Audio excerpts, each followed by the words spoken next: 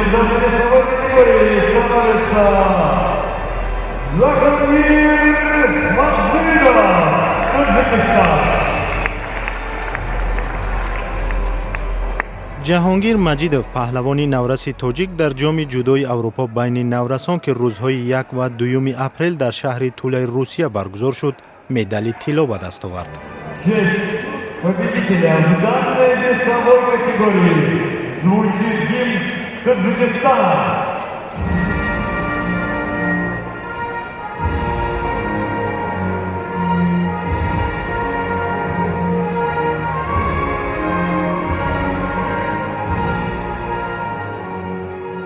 در جام اروپا آید به جودو بین نورسان در طول 323 ورزشکار از 16 کشور اشتراک داشت. جهانگیر مجیدوف در رقابت‌ها در وزن زیر 81 کیلوگرم بعد 3 پیروزی بر منصور لارسنوف روسیه، ایزباسار ارالیوف قزاقستان و رزمیک براوی روسیه به فینال برآمد.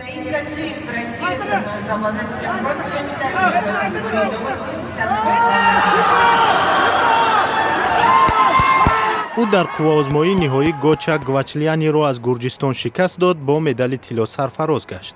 جهانگیر مجیدوف پهلوانی 17 ساله تاجیک در ریتینگ یا رده‌بندی جهانی جودو در وزن تا 81 کیلوگرم میان نورسان با 341 امتیاز مقام اول را کسب کرده است. او از عائله پهلوانان مجیدوف ها می باشد. برادر بزرگ او خورشید مجیدوف 2 سال پیش قهرمان و برنده جام آسیایی به جودو میان نورسان در وزن بیش از 90 کیلو برنده جام اروپا بین نورسان گردیده بود.